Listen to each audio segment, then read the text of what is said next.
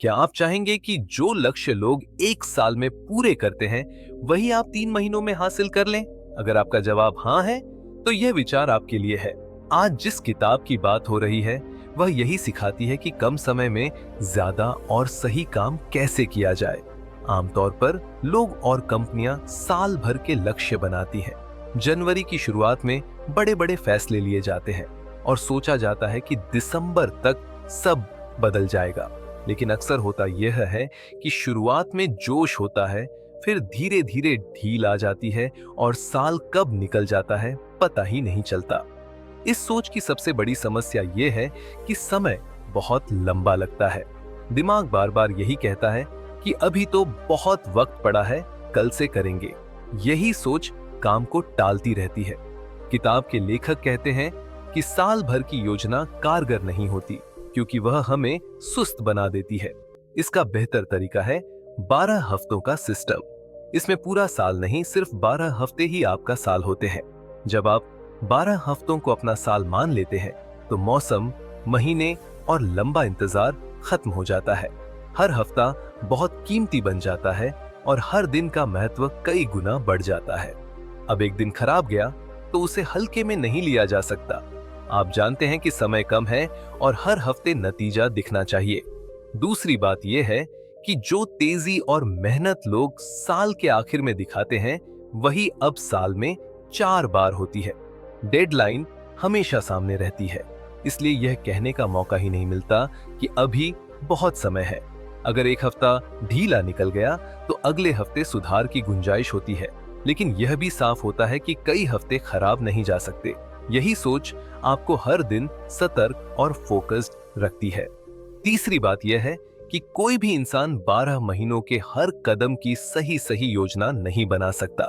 इतने लंबे समय में बहुत कुछ बदल जाता है, इसलिए साल भर की योजना ज्यादातर अंदाजों पर टिकी होती है। इसके उलट 12 हफ्तों की योजना ज्यादा साफ और सटीक होती है। समय कम होने की वजह से आप ठीक तय कर पाते हैं कि क्या करना है और कैसे करना है, और फिर उस पर अमल भी हो पाता है। चौथी बात यह है कि आपको साल के अंत तक इंतजार नहीं करना पड़ता यह जानने के लिए कि आप सफल हुए या नहीं। कुछ ही हफ्तों में साफ दिखने लगता है कि आप सही रास्ते पर हैं या नहीं। अगर गलती हो रही है तो तुरंत दिशा बदली जा सकती है। अगले साल का इंतजार करने की जरूरत नहीं रहती।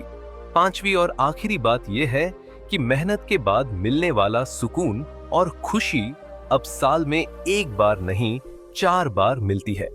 आपके पास बार बार रुककर सोचने का मौका होता है कि आपने क्या किया, क्या सीखा और आगे क्या बेहतर किया जा सकता है। थोड़े दिन आराम करने का भी समय मिलता है ताकि आप फिर से नई ऊर्जा के साथ शुरुआत कर सके। अगर पहले 12 हफ्ते उम्मीद के मुताबिक नहीं गए तो भी सब खत्म नहीं होता। आपके पास उसी साल में 3 और मौके होते हैं चीजों को सही करने के लिए। इस पूरे तरीके की शुरुआत एक साफ सोच से होती है। दुनिया में जो भी चीज आप देखते हैं वह पहले किसी के दिमाग में एक विचार के रूप में पैदा हुई थी, बाद में वह हकीकत बनी। यही नियम आपकी जिंदगी पर भी लागू होता है। लक्ष्य बनाने से पहले यह तय करना जरूरी है कि आप असल में चाहते क्या हैं। अपने साल की एक साफ तस्वीर अपने मन में बनाइए। कल्पना कीजिए कि साल पूरा हो चुका है और आप पीछे मुड़कर देख रहे हैं। सब कुछ वैसा ही हुआ है जैसा आप चाहते थे। आपकी जिंदगी कैसी दिख रही है? आप कितना कमा रहे हैं? क्या आपका अपना काम खड़ा हो चुका है?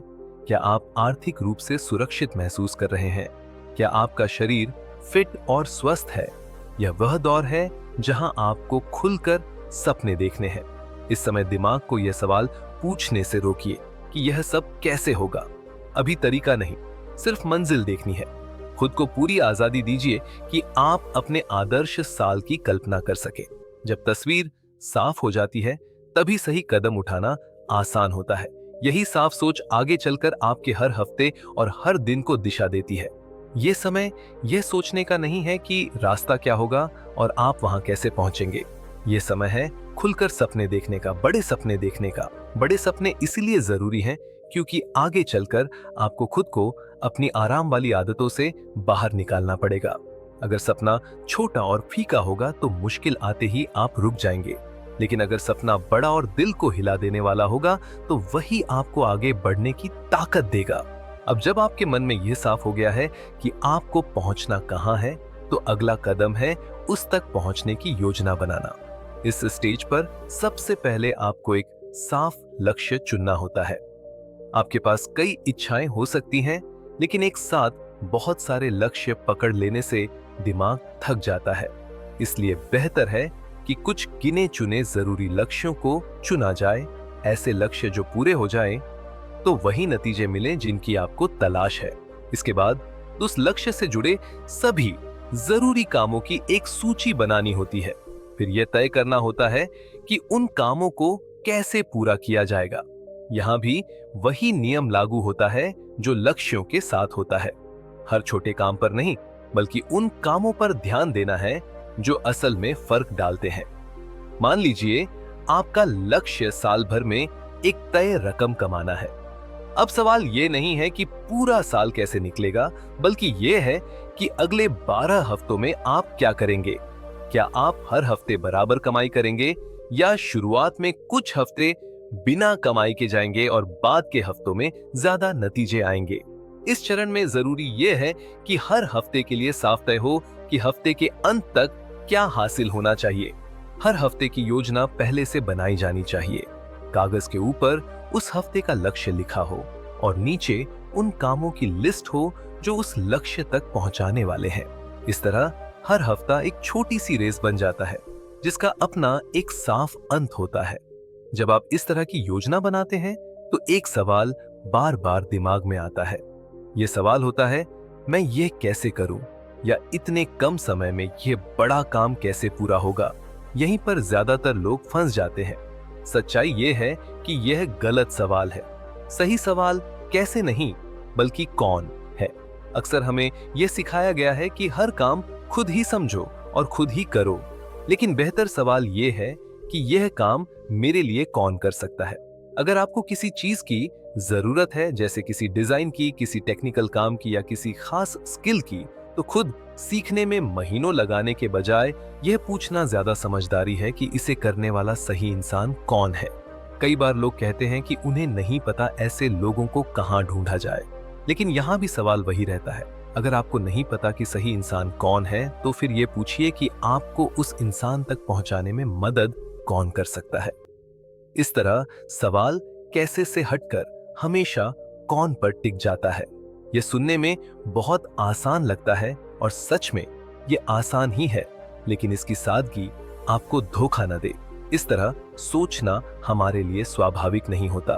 अपना नजरिया बदलने में मेहनत लगती है, लेकिन जैसे ही आप कौन वाला सवाल पूछना शुरू करते हैं, चीजें अपने आप खुलने लगती हैं। इससे आपका समय भी बचता है, पैसा भी बचता है और काम की गुणवत्ता भी बेहतर होती है, क्योंकि अब आप उन लोगों के साथ काम कर रहे होते हैं जो अपने काम में माहिर हैं। इसके बाद अगला कदम है अपने पूरे प्रोसेस पर कंट्रोल रखना। तरीका बहुत सीधा है। हर हफ्ते की शुरुआत में बेहतर है कि हफ्ते के पहले दिन पिछले हफ्ते का पूरा हिसाब देखा जाए। यह साफ किया जाए कि जो काम तय किए गए थे वे पूरे हुए या नहीं, कोई काम छूटा तो क्यों छूटा, यह भी समझना जरूरी है। जब पिछला हफ्ता साफ हो जाए, तब आने वाले हफ्ते की नई योजना बनाई जाए। इस योजना को रोज देखा जाए ताकि यह पक्का रहे कि आप सही कामों पर समय लगा रहे हैं और जो टाइमलाइन बनाई गई है वह अब भी सही बैठ रही है या नहीं। अगर सब ठीक चल रहा है तो उसी रफ्तार से आगे बढ़ते रहें। अगर कहीं गड़बड़ दिखे तो बिना देर किए योजना में बदलाव करें ताकि हफ्ते का लक्ष्य फिर भी पूरा हो सके। आखिरी और बहुत जरूरी कदम है अपनी प्रगति को नापना। जब तक आप नापेंगे नहीं, तब तक यह जान ही नहीं पाएंगे कि आप आगे बढ़ रहे हैं या बस खुद को बहला रहे हैं। यह हिस्सा खास इसलिए भी है क्योंकि यह आपको सच्चाई दिखाता है। यहाँ कोई बहाना काम नहीं करता, या तो प्रगति दिखती है या नहीं दिखती, और यही सच्चाई आपको बेहतर बनने का मौका देती है। लेखक बताते हैं कि प्रगति को मापने के दो अलग तरीके होने चाहिए। एक तरीका नतीजों को देखने का होता है और दूसरा तरीका इस बात को देखने का कि आपने काम कितना सही किया। दोनों अलग चीजें हैं, और इन्हें मिलाना नहीं चाहिए। इसे एक आसान उदाहरण से समझते हैं। मान लीजिए आपने तय किया है कि आप हर हफ्ते 1 किलो वजन कम करेंगे। इसके लिए आपने योजना बनाई कि आप हफ्ते में 5 दिन एक्सरसाइज करेंगे और रोज 2000 कैलोरी से ज्यादा नहीं खाएंगे। अब यहाँ नतीजे का माप ये है कि हफ्ते के अंत में आपका वजन कितना कम हुआ। आपने 1 किलो वजन कम किया या नहीं, यह रिजल्ट का माप है। लेकिन काम करने का माप इससे अलग होता है। काम का माप यह देखता है कि आपने जो तय किया था वह किया या नहीं। जैसे क्या आपने सच में 5 दिन एक्सरसाइज की और क्या हर दिन आपने तय सीमा के अंदर खाना खाया। अगर आपने ये दोनों काम पूरे किए तो आपका काम करने का स्कोर पूरा माना जाएगा। ये इस बात से अलग है कि वजन उस हफ्ते कम हुआ या नहीं। लेखक कहते हैं कि लोगों को नतीजों से ज्यादा अपने काम पर ध्यान देना चाहिए।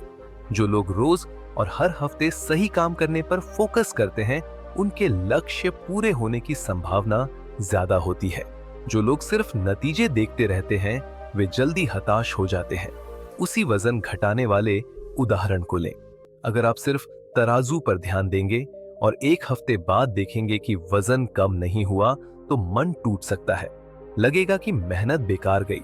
लेकिन अगर आप यह देखें कि आपने हर दिन सही खाना खाया और तय दिन एक्सरसाइज की, तो आपको भरोसा रहेगा कि नतीजा देर से सही लेकिन आएगा जरूर। लेखक कहते हैं कि अगर आप हर हफ्ते अपने तय किए गए कामों का 85% या उससे ज्यादा पूरा कर लेते हैं, तो नतीजे अपने आप दिखने लगते हैं।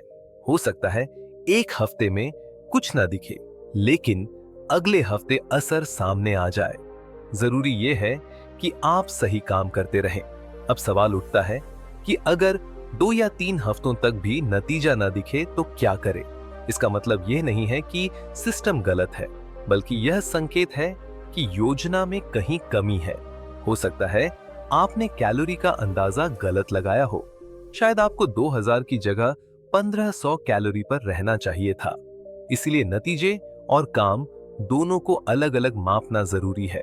इससे आपको यह समझने में मदद मिलती है कि गलती मेहनत में है या योजना में। पूरे सिस्टम को आसान शब्दों में समझें तो सबसे पहले आपको साफ तस्वीर बनानी है कि आप चाहते क्या हैं। दूसरे कदम में यह तय करना है कि उस तस्वीर तक पहुंचने के लिए आप क्या क्या करेंगे। तीसरे कदम में हर हफ्ते पीछे देखकर यह देखना है कि क्या हुआ और फिर अगले हफ्ते की नई योजना बनानी है। चौथे कदम में अपनी प्रगति को मापना है, लेकिन नतीजों से ज्यादा अपने काम पर ध्यान देना है। आखिरी बात यह है कि एक साथ कई काम करने से बचें। जब आपका ध्यान कई दिशाओं में बटा होता है तो आप किसी भी काम में पूरी तरह मौजूद नहीं होते। नतीजा यह होता है कि आप थके हुए रहते हैं, मन भारी रहता है और धीरे धीरे काम से उबने लगते हैं। अंत में न तो किसी एक काम में गहराई बनती है और न ही संतुष्टि मिलती है। एक समय में एक काम पूरे ध्यान के साथ, यही आगे बढ़ने का सरल लेकिन असरदार तरीका है। नतीजा यह होता है कि आप बहुत सारी चीजों में बस औसत बनकर रह जाते हैं। न किसी एक काम में गहराई बनती है, न किसी में असली पकड़। अगला सुझाव यही मानकर चलता है कि हर काम पूरा होना जरूरी नहीं है और यह बिल्कुल ठीक है। बहुत से लोग यह सोच लेते हैं कि वे सब कुछ संभाल लेंगे। वे दिन रात खुद को थकाते रहते हैं, बस इसलिए ताकि उनकी सूची में कोई काम अधूरा न रह जाए। वे जल्दी जल्दी छोटे काम निपटाने में लग जाते हैं ताकि मन को लगे कि कुछ तो आगे बढ़ा। लेकिन यही जल्दबाजी धीरे धीरे उन जरूरी कामों को नुकसान पहुंचाने लगती है जो असल में दिशा तय करते हैं। सच ये है कि कुछ काम छूटेंगे और यह स्वीकार करना जरूरी है। हर काम को पकड़ कर रखना न तो संभव है और न ही जरूरी। फर्क सिर्फ इतना है कि जो काम छूटे वे कभी भी आपके सबसे अहम काम नहीं होने चाहिए। जो काम आपकी दिशा बदलते हैं वही आपकी पहली प्राथमिकता होने चाहिए। बाकी चीजें अपने आप पीछे आ जाती हैं। इसके बाद अगली बात आती है जश्न मनाने की। भले ही आप अपने तय लक्ष्य तक पूरी तरह न पहुंचे हों, फिर भी आपने कुछ न कुछ आगे बढ़ाया है। आपके पास अभी और मौके हैं। आपने मेहनत की है, सीखा है और खुद को थोड़ा बेहतर बनाया है। इस सफर को नजरअंदाज न करें। अपनी प्रगति को पहचानें, उसे सराहें और फिर नए जोश के साथ दोबारा शुरुआत करें। अब एक निजी अनुभव से निकली हुई बात, अच्छी नींद लें। यह बात सुनने में साधारण लगती है, लेकिन इसका असर गहरा होता है। नींद सबसे ताकतवर आदतों में से एक है जो आपकी काम करने की क्षमता को सीधा प्रभावित करती है। जब नींद पूरी नहीं होती तो जिंदगी के हर हिस्से में उसका असर दिखता है। सोच धुंधली हो जाती है, चिड़चिड़ापन बढ़ जाता है और छोटे काम भी भारी लगने लगते हैं। अजीब बात यह है कि जब हालात मुश्किल होते हैं तो सबसे पहले जिस चीज की कुर्बानी दी जाती है वह नींद ही होती है, जबकि हमें अंदर से पता होता है कि यही सबसे ज्यादा जरूरी है। इसलिए अपनी नींद पर ध्यान देना सीखें। ये ऐसा क्षेत्र है जिसे बेहतर बनाने की कोशिश मैं खुद भी लगातार कर रहा हूँ। आखिर में एक बात साफ कहना जरूरी है, इस किताब का सार इसलिए नहीं बताया गया क्योंकि मैं योजना बनाने में बहुत अच्छा हूँ। सच तो यह है कि मैं इसमें कमजोर हूँ। यही वजह थी कि मैंने ये किताब उठाई। मैं अक्सर उन्हीं विषयों पर किताबें पढ़ता हूँ जिनमें मैं खुद को बेहतर बनाना चाहता हूँ। यह भी उन्हीं में से एक थी। उम्मीद है यह बातों का सिलसिला आपके लिए काम कर रहा होगा। अगर इससे आपको अपने समय, ध्यान और मेहनत को थोड़ा बेहतर समझने में मदद मिली हो तो यही इसकी सबसे बड़ी सफलता है। देखने के लिए धन्यवाद।